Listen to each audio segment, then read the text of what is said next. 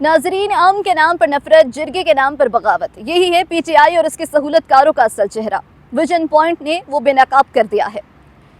अस्सलाम वालेकुम नाजरीन, आप देख रहे हैं विजन पॉइंट। मैं हूं एमन महबूब। आज मैं आपको एक सीधे कड़े हकाइक की बुनियाद पर वो वाकया बताऊंगी जिसने कौम के एहसास तहफ़्फ़ुज़ और इदारों के वक़ार को हिला कर रख दिया है। ये कहानी जज्बात या फर्जी सी नहीं है, ये एक वाकया है और इस वाक़े के पीछे जो हाथ हैं इन्हें हम छुपा नहीं सकते, ना ही माफ़ करेंगे। पेशावर अम जिरगे के वो मनाजिर आपने देखे होंगे जब पूरा हॉल, पूरा मजमा खुलूस नीयत के साथ कौमी तराने के एहतराम में खड़ा था तो चंद लोग बिला वजह बैठे रहे।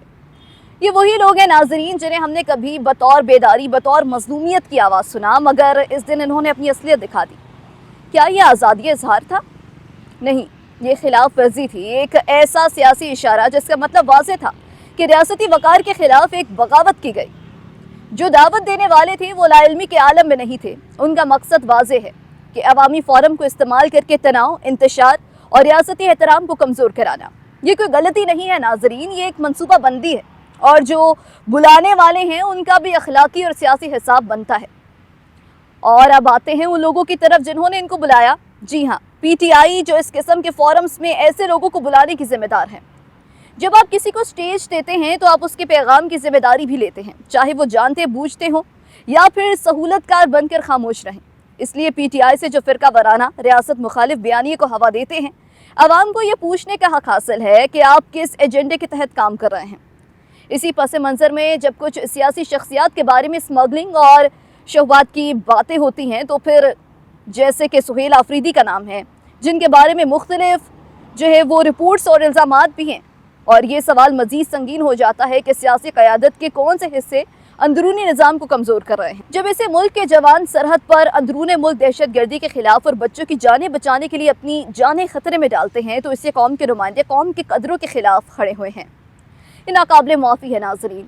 फ़ौज की कुर्बानियाँ काबिल एहतराम हैं और उनकी बेतौकीरी किसी भी सियासी एजेंडे से बालातर होनी चाहिए। नाजरीन, हमारा सवाल ये है कि क्या वो जिन्हें कभी तरवीज हकूक़ इंसान कहा जाता था आज रियासती अलामत के खिलाफ खड़े होकर हकीकत में किसका फ़ायदा दे रहे हैं? जो दावत देने वाले और हैंडलर्स हैं, क्या उनका मकसद कौम को तकसीम करना है? और जो सियासी जमातें स्टेज देती हैं, क्या वो अपने सियासी फ़ायदे के लिए कौम के वक़ार को बेच रही हैं? नाजरीन, ये सवालात सादा है, लेकिन जिन्होंने कौम का वक़ार पामाल किया उनके लिए कोई नरम जवाब नहीं होना चाहिए। नाजरीन, ये वाक़या एक चीथड़ा नहीं, ये एक इंतबाह है। जो लोग स्टेज देते हैं, जो इन्हें हैंडल करते हैं और जो सियासत इसे गैर अखलाकी सहूलत से बनाते हैं, इन सब का नाम इखलाक में लिखा होना चाहिए। हम आसान माफ़ी नहीं देंगे।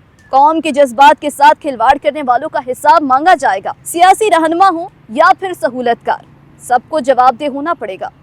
और जब तक सच की आवाज़ गूंजेगी हम यही सवाल करते रहेंगे।